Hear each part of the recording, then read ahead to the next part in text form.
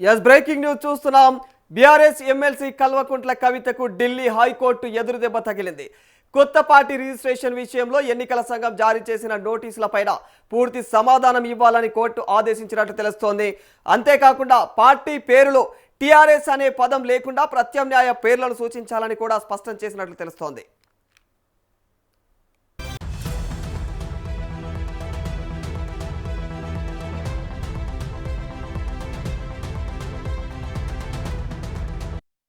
తెలంగాణ రక్షణ సేన పేరుతో కొత్త పార్టీని నమోదు చేసుకునేందుకు కల్వకుంట్ల కవిత చేసినటువంటి ప్రయత్నానికి ఢిల్లీ హైకోర్టు కీలక ఆదేశాలు జారీ చేసింది.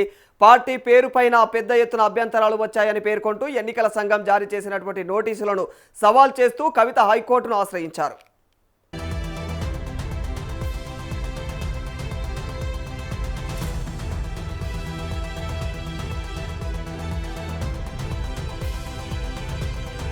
అయితే ఈ అంశంలో ఎన్నికల సంఘం విధుల్లో జోక్యం చేసుకోలేమని స్పష్టం చేసినటువంటి హైకోర్టు మరి ఈసీ ఏదైతే లేవనెత్తినటువంటి అభ్యంతరాలకు గడువులోగా అయితే సమగ్ర వివరణ అయితే ఇవ్వాలని చెప్పేసి కవితను ఆదేశించినట్టు తెలుస్తోంది.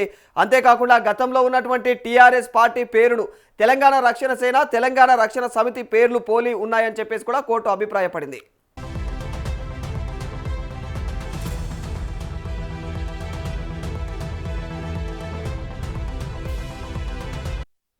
దీంతో పార్టీ రిజిస్ట్రేషన్ కోసం టీఆర్ఎస్ పదం లేకుండా ప్రత్యామ్నాయ పేర్లను ఎన్నికల సంఘానికి సమర్పించాలని సూచించినట్టు తెలుస్తా ఉంది.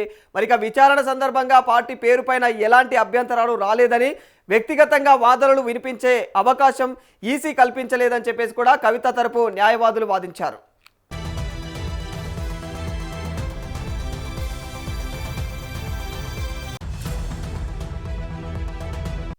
మరోవైపు అన్ని నిబంధనలను అనుసరించి చట్టబద్ధంగానే వ్యవహరించామని చెప్పేసి ఎన్నికల సంఘం తరపు న్యాయవాదులు కూడా కోర్టుకు వివరించారు. మరి వాదనలు ముగిసిన అనంతరం ఎన్నికల సంఘం నోటీసులకు సమాధానం ఇవ్వడంతో పాటు ప్రత్యామ్నాయ పార్టీ పేర్లను కూడా పరిశీలించాలని చెప్పేసి ఢిల్లీ హైకోర్టు కవితకైతే స్పష్టమైన ఆదేశాలు జారీ చేసింది.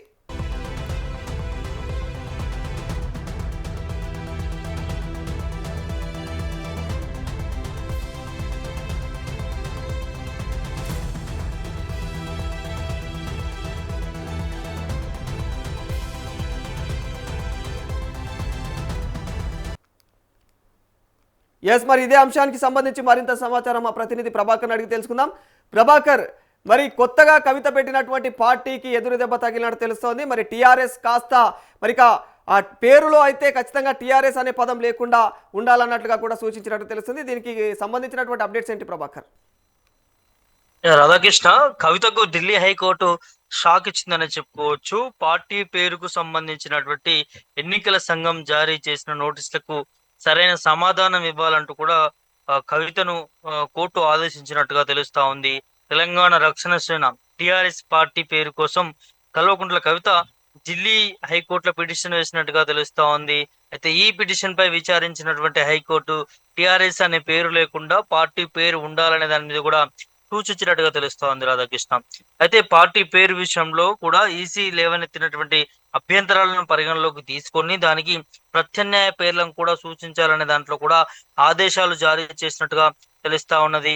అయితే జూన్ 23న ఎన్నికల కమిషన్ ఒక లేఖ జారీ చేసింది. అందులో తెలంగాణ రక్షణ సేన టిఆర్ఎస్ పేరుపై పెద్ద ఎత్తున అభ్యంతరాలు వస్తున్నాయనే దాని మీద కూడా ప్రత్యామ్నాయ పేర్లను సూచించాలనే దాని మీద కవితకు ఆ లేఖలో పేర్కొన్నట్టుగా తెలిసింది. అయితే దీనిపైన సవాల్ చేస్తూ కవిత ఢిల్లీ హైకోర్టుకు ఆశ్రయించినట్టుగా తెలుస్తా ఉంది రాధాకృష్ణ. అయితే ఈ పిటిషన్ పై మంగళవారం విచారణ జరిపినటువంటి హైకోర్టు ఎన్నికల సంఘం విధుల్లో జోక్యం చేసుకున్నట్లు అవుతుంది. దీని మీద ఖచ్చితంగా ఎన్నికల సంఘం ఏదైతే చెప్తా ఉన్నదో ఆ విధంగా కొనసాగాలనే దాని మీద కూడా ఢిల్లీ హైకోర్టు చెప్తున్నటువంటి నేపథ్యం కనిపిస్తా ఉంది. అయితే విచారణలో భాగంగా తెలంగాణ రక్షణ సమితి పేరుతో పాటు తెలంగాణ రక్షణ సేన పేరు కూడా గతంలో టిఆర్ఎస్ పార్టీ పేరును పోలి ఉందనే దాని మీద కూడా కోర్టు అభిప్రాయపడినట్టుగా తెలుస్తా ఉన్నది. అయితే ఈసీ లేవనెత్తినటువంటి అన్ని అభ్యంతరాలు ఏవైతే ఉన్నాయో వాటికి గడువు లోపల పూర్తి వివరణ ఇవ్వాలనే దాని మీద కూడా హైకోర్టు చెప్పినట్టుగా తెలుస్తుంది. అయితే పార్టీ రిజిస్ట్రేషన్ కోసం కొన్ని ప్రత్యామ్నాయ పేర్లను కూడా ఎన్నికల సంఘానికి సమర్పించాల్సినటువంటి అవసరం ఉంటుందనే దాని కూడా హైకోర్టు సూచించినట్టుగా తెలుస్తా ఉంది. సో 15 రోజుల గడువు ఇచ్చింది ఈసీ కూడా ఎన్నికల సంఘం ఆ 15 రోజుల గడుపు లోపల 3 పేర్లు ఎన్నికల సంఘానికి ఆ, ఇవ్వాలనే దాని మీద కూడా చెప్పడం జరిగింది. దాంతో పాటు ప్రత్యామ్నాయంగా టిఆర్ఎస్ కి పేరు పెట్టుకోవడానికి వీలు లేదు అనే దాని మీద కూడా ఎలక్షన్ కమిషన్ తేల్చి చెప్పినటువంటి నేపథ్యాలు కనిపిస్తా ఉన్నాయి రాధాకృష్ణ. అయితే కవిత తరపు లాయర్లు పార్టీ పేరుపై కూడా ఎలాంటి అభ్యంతరాలు రాలేదని అని కూడా కోర్టుకు విన్నవించినట్టుగా తెలుస్తా ఉంది. ఈ అంశంపై వ్యక్తిగతంగా వాదనలు వినిపించేటటువంటి అవకాశం ఎన్నికల సంఘం కల్పించలేదనే దాని మీద కూడా వారు వాదించినట్టుగా తెలుస్తా ఉన్నది. కవిత తరపు నుంచి న్యాయవాదులు వారంతా కూడా. అయితే తాము అన్ని నిబంధనలను పాటిస్తూ చట్టబద్ధంగానే వ్యవహరిస్తున్నట్టుగా ఎన్నికల సంఘం తరపు న్యాయవాదులు కూడా కోర్టుకు వివరించినట్టుగా తెలుస్తా ఉన్నది. సో మరి వాదనల అనంతరం ఢిల్లీ హైకోర్టు ఎన్నికల సంఘం జారీ చేసినటువంటి నోటీసులకు సరైనటువంటి సమాధానం ఇవ్వాలంటూ, అలాగే పార్టీ పేరు విషయంలో కూడా ప్రత్యామ్నాయాలను పరిశీలించాలనే దాని కూడా కవితకు స్పష్టం చేసినట్టుగా తెలుస్తా ఉంది. మరి కవిత ఏ విధంగా నిర్ణయం తీసుకోబోతా ఉంది దీనిపైన అనే దాని మీద కూడా చూడాల్సినటువంటి అవసరం ఉంటుంది రాధాకృష్ణ. మరి ఈసీ చెప్పినట్టుగా 3 పేర్లని మరి ప్రత్యామ్నాయంగా ఈసీ ముందు పెడుతుందా, లేకపోతే ఇంకా దీని మీద న్యాయ పోరాటం ఏమైనా ముందుకు వెళ్తుందా అనే దాని మీద కూడా చూడాల్సినటువంటి అవసరం ఉంటుంది. గతంలో ఈ నెల 23న లాస్ట్ మంత్ 23న ఈసీకి సంబంధించినటువంటి అంతా కూడా కవితకి లేఖ రాసినటువంటి పరిస్థితులు కనిపించాయి. లేఖ వాళ్ళు హైకోర్టుకు కూడా వెళ్తాము, న్యాయపరంగా పోరాటం చేస్తామన్న దాని మీద కూడా మరి కవిత చెప్పడం జరిగింది. సో చెప్పిన తర్వాత ఇప్పుడు ఇక్కడ తెలంగాణ హైకోర్టు కాకుండా ఢిల్లీకి వెళ్ళి తను డైరెక్ట్ గా కోర్టులో పిటిషన్ వేసినటువంటి పరిస్థితి కనిపిస్తా ఉన్నది. సో ఇప్పుడు మరి ఢిల్లీ కోర్టు కూడా కవితకు షాక్ ఇచ్చేటటువంటి పరిస్థితులు కనిపిస్తా ఉన్నాయి. ఎందుకంటే ఎన్నికల సంఘం చాలా క్లియర్ గా చెప్తా ఉంది, ఈ పేరు మీద చాలా వరకు అభ్యంతరాలు వ్యక్తం అవుతా ఉన్నాయి. గతంలో చాలా పార్టీలు ఈ పేరు మీదనే ఉన్నాయి, దీని మీద మరో పార్టీకి కొత్త రిజిస్ట్రేషన్ కి ఏ విధంగా ఇస్తారనే దాని మీద కూడా పెద్ద ఎత్తున అభ్యంతరాలు ఏర్పడతా ఉన్నాయి. కాబట్టి ఇప్పుడు ఒకవేళ ఈ టిఆర్ఎస్ తెలంగాణ రక్షణ సేన పార్టీకి పర్మిషన్ ఇస్తే, పార్టీ రిజిస్ట్రేషన్ కి ఇస్తే, రేపటి నాడు భవిష్యత్తులో ఎన్నికల సమయంలో కూడా పెద్ద ఎత్తున దీని మీద వ్యతిరేక వచ్చేటటువంటి పరిస్థితులు ఉంటాయి. కాబట్టి సో ఓటర్లను కూడా ప్రభావితం చేసేటటువంటి పరిస్థితి, ఏ పార్టీకి ఓటేయాలన్న దాని మీద కూడా కొంత ఇబ్బందులు ఏర్పడతాయి. కాబట్టి ముందుగానే రిజిస్ట్రేషన్ ముందుగానే ఈ వస్తున్నటువంటి అభ్యంతరాలను దృష్టిలో పెట్టుకొని ఈసీ అందుకనే కవితకి ఈ రిటర్న్ గా లేఖ రాసి పేరు మార్చుకోవాలన్న దాని మీద కూడా మరి అప్పీల్ చేస్తా ఉన్నటువంటి నేపథ్యాలు కనిపిస్తా ఉన్నాయి. మరి దీన్ని కవిత మరి మరి పేరును మార్చుకుంటుందా, లేకపోతే ముందుకు వెళ్తుందా న్యాయపరమైన అనే దాని మీద కూడా తెలుస్తా ఉంది. ఒకవేళ న్యాయపరంగా ముందుకు వెళ్ళినా కూడా హైకోర్టు కావచ్చు, సుప్రీంకోర్టు కావచ్చు, పై కోర్టులకు ఎక్కడికి వెళ్ళినా కూడా ఇదే ఈసీ చెప్తున్నటువంటి ఏదైతే ఉందో అదే కోర్టుల్లో కూడా ఈసీ చెప్పినటువంటి నేపథ్యం మాటలు వినాల్సినటువంటి అవసరం ఉంటుంది అనే దాని మీద కూడా కోర్టులు కూడా స్పష్టం చేస్తున్న పరిస్థితి కనిపిస్తా ఉంది. కాబట్టి మరి తను తప్పకుండా పేరు మార్చుకోవాలా అనే దాని మీద కూడా పెద్ద ఎత్తున మరి ప్రచారం అయితే కొనసాగుతుంది రాధాకృష్ణ. మరి తను ఏ పార్టీ పేరు పెట్టుకుంటుంది అనే దాని మీద కూడా చూడాల్సినటువంటి అవసరం ఉంటుంది రాధాకృష్ణ. రైట్. అంటే ఆ ప్రస్తుత పరిస్థితుల్లో ఏదైతే టీఆర్ఎస్ అనే పేరు పైన, ఈ కొత్త పార్టీ పేరు పైన మరి ఎన్నికల కమిషన్ అభ్యంతరాలు తెలియజేస్తూ ఉంది. మరి దానికి ఈ రకంగా ప్రస్తుతం కోర్టు మరి దానికి ఖచ్చితంగా దాన్ని సమర్థిస్తుందని అనుకోవాలంటారా? కోర్టు ఈ అభ్యంతరాలని దృష్టిలో పెట్టుకుని, అంటే ఈసీ తరపు నుంచి న్యాయవాదులు కూడా, ఎలక్షన్ కమిషన్ తరపు నుంచి కూడా న్యాయవాదులు కూడా వాదనలు వినిపించారు.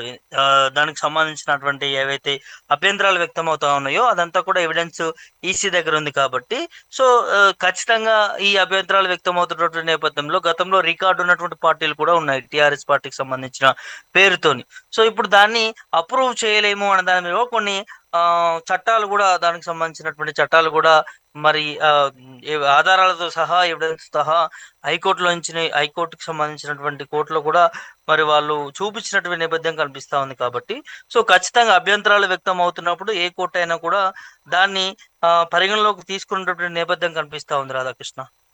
ఒక్కసారి ఏదైతే పార్టీ పేరు ఇంతకు ముందు ఉన్నటువంటి టీఆర్ఎస్ ను బీఆర్ఎస్ గా మార్చేశారో అయిపోయింది. అది ఆల్రెడీ బీఆర్ఎస్ కంటిన్యూ అవుతుంది, టీఆర్ఎస్ అనేది లేదు, ఇప్పుడు నామరూపాలు లేకుండా పోయింది. మరి అట్లాంటి నామరూపాలు లేకుండా పోయినటువంటి పేరును మళ్ళా కొత్తగా పెట్టినటువంటి పార్టీలో పేరు ఆ పదం ఉండకూడదు అనేది ఎంతవరకు కరెక్ట్ అంటారు? అదే జనరల్ గా ఈ విషయంలో రాధాకృష్ణ, గతంలో అంటే బీఆర్ఎస్ నేతలు చెప్తున్నది ఏంటంటే తెలంగాణ ఉద్యమ తరహాలోనే టిఆర్ఎస్ అనే పార్టీ, తెలంగాణ రాష్ట్ర సమితి అనే పార్టీ పుట్టుక రావడం జరిగింది. సో ఉద్యమ నేపథ్యం, అదేవిధంగా ఉద్యమం అయిపోయిన తర్వాత కూడా 2 టర్మ్స్ అంటే 10 సంవత్సరాలు అధికారంలో ఉన్నటువంటి పార్టీ టీఆర్ఎస్ పార్టీ. ఇప్పుడు అంటే ప్రజల గ్రాఫ్‌ని, అటెన్షన్‌ని ఏమంటారు, ప్రజల్లోకి వెళ్ళిపోయినటువంటి పార్టీ, లోతుగా వెళ్ళిపోయినటువంటి పార్టీ. ప్రతి పల్లెన, ప్రతి గ్రామాన ప్రజలు టీఆర్ఎస్ పార్టీ గుండెల్లో నాటుకుపోయింది. అది ఉద్యమ పార్టీ కాబట్టి దానికంత చరిత్ర ఉంది. అట్లాంటి పార్టీని వేరే వాళ్ళు వాడుకుంటారు అని అంటే ఎలా ఊరుకుంటాం అనే దాని మీద కూడా బీఆర్ఎస్ నేతలంతా కూడా అభ్యంతరం వ్యక్తం చేస్తున్నటువంటి పరిస్థితి కనిపిస్తా ఉంది. సో ఒక సెంటిమెంట్, ఒక ఆ ఆ, ఒక రాష్ట్రం కోసం పుట్టుకొచ్చినటువంటి పార్టీని ఇంకొకరు పేరుగా పెట్టుకుంటా అంటే చూస్తూ ఊరుకోలేం కదా అన్న దాని మీద కూడా బీఆర్ఎస్ నేతలంతా కూడా వారు కూడా అభ్యంతరాలు వ్యక్తం చేసినటువంటి పరిస్థితులు కనిపించాయి. సో ఇప్పుడు రానున్నటువంటి భవిష్యత్తులో ఈ టీఆర్ఎస్ పార్టీ, ఇప్పుడు కవిత సపోజ్ టీఆర్ఎస్ పార్టీ పేరు పెట్టుకొని ఎన్నికల్లో వెళ్తే గ్రామ స్థాయిలో కూడా టీఆర్ఎస్ అంటే తెలంగాణ రక్షణ సేన కాకుండా తెలంగాణ రాష్ట్ర సమితిగానే చూస్తారు అనేది బీఆర్ఎస్ వాదనలు. ఎందుకంటే ఆ పార్టీకి ఉన్నటువంటి పేరు, ఆ పరపతి అలా ఉంది కాబట్టి. సో ఇప్పుడు ఈ ఏదైతే టిఆర్ఎస్ పేరు తెలంగాణ రక్షణ సేన అని కవిత పెట్టుకుందో, ఎన్నికల్లోకి వెళ్తే పెద్ద ఎత్తున బీఆర్ఎస్ పార్టీకి మైనస్ అవుతుంది అనేది బీఆర్ఎస్ నేతలు మాట్లాడుతున్న పరిస్థితి కనిపిస్తుంది. అట్ ఓన్లీ బీఆర్ఎస్, మిగతా పార్టీలు కూడా కొంతమంది ఇదే టిఆర్ఎస్ పేరు మీద, తెలంగాణ భావం పేరు మీద కూడా చాలా పేర్లు ఉన్నటువంటి నేపథ్యం, చాలా ఎన్నికల్లో కూడా పోటీ చేసినటువంటి నేపథ్యం కనిపిస్తుంది టీఆర్ఎస్ పార్టీకి సంబంధించి. వారందరూ కూడా అభ్యంతరాలు వ్యక్తం చేసినటువంటి పరిస్థితి. ఇటు సిద్దిపేట ప్రాంతంలో కూడా ఒక రాజకీయ నాయకుడు తన సొంతంగా నేను పార్టీ పెట్టుకున్నాను, గతం నుంచి కూడా ఎన్నికల్లో పోటీ చేస్తా ఉన్నాను అన్న దాని మీద కూడా కవిత ఎప్పుడైతే ముందుగా పేరు అనౌన్స్ చేసిందో అప్పటి నుంచి కూడా తను లీగల్ గా పోరాటం చేస్తా ఉన్నాడు. ఇటు ఈసీకి కంప్లైంట్ చేశాడు, దాంతో పాటు హైకోర్టు కూడా వెళ్ళినటువంటి పరిస్థితి కనిపించింది. కాబట్టి సో ఇవన్నీ దాంట్లలో ఖచ్చితంగా ఈ టిఆర్ఎస్ పార్టీ పేరు ఉండడం వల్ల అభ్యంతరాలు వస్తున్నటువంటి నేపథ్యం కనిపిస్తా ఉంది. సో దాని వల్లనే కవిత పేరు మార్చుకోవాల్సిందే అనే దాని మీద కూడా టాక్ వినిపిస్తా ఉంది రాధాకృష్ణ. సో ఇప్పుడు ఈ టీఆర్ఎస్ పేరు వివాదం అయితే కవిత ఖచ్చితంగా రాజకీయ సవాల్గా అయితే మారిపోయిందని చెప్పుకోవాలి. ఒకవేళ మరి టీఆర్ఎస్ అనే పేరు కవిత పెట్టినటువంటి పార్టీలు లేకపోతే మున్ముందు కవితకు నిజంగా తెలంగాణ రాజకీయాల్లో ఎలా ఉండబోతుంది అంటారు పరిస్థితి? టిఆర్ఎస్ పార్టీ పేరు కోసమే కవిత ఈసీకి అప్పీల్ చేసుకున్నప్పుడు కూడా ఒకటి కన్ఫర్మ్ చేసినట్టుగా తెలిసింది. దాని మీద అభ్యంతరాలు వ్యక్తం కాకపోతే ఫైనల్ గా రిజిస్ట్రేషన్ చేస్తామనేది ఎన్నికల కమిషన్ చెప్పింది. కానీ ఇప్పుడు అభ్యంతరాలు ఏర్పడ్డాయి. సో ఎప్పుడైతే ఈసీ టిఆర్ఎస్ తెలంగాణ రక్షణ సేన ఇట్లా ఓకే చేసి ముందు పెట్టడంతో కవిత చాలా ఖుషి అయింది, హ్యాపీగా ఫీల్ అయింది. ఎందుకంటే ఆ పార్టీ పేరు నాకు రాసి పెట్టిందేమో, తెలంగాణ ఉద్యమకారురాలు నేను, తెలంగాణ ఉద్యమంలో పనిచేసినాం, నాకు దేవుడే రాసి పెట్టాడు ఆ పార్టీ పేరు అన్న దాని మీద కూడా తను ఎన్నికల కమిషన్ సెలెక్ట్ చేసినటువంటి పేరుకు సంబంధించి కూడా తను పెద్ద ఎత్తున ప్రశంసలు కురిపించినటువంటి నేపథ్యం కనిపించింది. ఉద్యమ తరహాలో కూడా తను అప్పుడు చేసినటువంటి పోరాటం దాని అంతా కూడా కొంత భావోద్వేగానికి కూడా గురైనటువంటి నేపథ్యం మనం చూసాం. సో ఇప్పుడు అంటే తనకి ఎంతో ఇష్టంగా, ఎంతో ప్రేమగా ఆ పార్టీ పేరు నాకు రావాలి అనే దాని మీద కూడా తను ఆ పార్టీ ఏదైతే పేర్లు వచ్చే విధంగా, టిఆర్ఎస్ వచ్చే విధంగా ఒక 2-3 పేర్లను కూడా తను అపీల్ చేసింది. తెలంగాణ రక్షణ సేన ఇప్పుడు మనం చూస్తున్న పార్టీ, అదేవిధంగా తెలంగాణ రాష్ట్ర సేన అని కూడా తను ముందుగా అనౌన్స్ చేసుకున్నటువంటి నేపథ్యాలు కనిపించాయి. కాబట్టి సో ఆ పార్టీ పేరు అంటే తనకి ఎంత ప్రేమ ఉంది, ఎంత అభిమానం ఉంది అనే దాని మీద కూడా తెలుస్తా ఉంది. సో దాంతో పాటు ఇంకో ఎత్తున కూడా ఆ పార్టీకి సంబంధించి టిఆర్ఎస్ అనేది ప్రజల గుండెల్లో నాతుకుపోయినటువంటి పార్టీ. ప్రతి గ్రామాన మారు మోగిపోయినటువంటి పరిస్థితి కనిపించింది ఆ పార్టీ పేరుకు సంబంధించి. ఉద్యమ టైంలో కావచ్చు, ఆ తర్వాత 10 సంవత్సరాల రాష్ట్రంలో అధికారం కావచ్చు.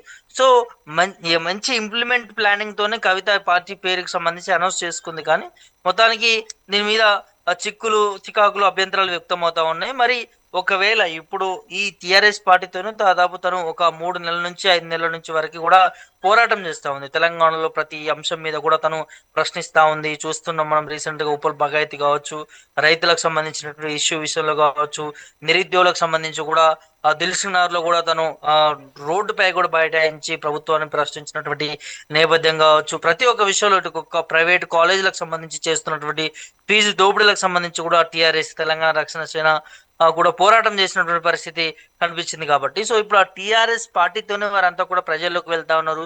ఆ టీఆర్ఎస్ పార్టీ పేరుతోనే వారంతా కూడా ఆల్రెడీ మేనిఫెస్టో కూడా రిలీజ్ చేసినటువంటి పరిస్థితి. అంటే మేము అధికారంలోకి వస్తే ఈ 5 అంశాలు చేస్తామనే దాని మీద కూడా విద్య, ఉద్యోగ, అదేవిధంగా వైద్య ఆరోగ్యం సంబంధించి కూడా చాలా హామీలు 5 వరకు కూడా చెప్పడం జరిగింది. సో ఇట్లా ఒక పార్టీ పేరు ఎత్తుకుని వారు డైరెక్ట్ గా ప్రజల్లోకి వెళ్తున్నటువంటి నేపథ్యంలో ఇప్పుడు ఆ పార్టీ పేరే తీసి పక్కన పెట్టేయాలనే దాని మీద కూడా ఇప్పుడు అభ్యంతరాలు వస్తున్నాయి. కాబట్టి కవితకి ఇది ఒక పెద్ద బిగ్ షాక్ అనేది చెప్పుకోవచ్చు.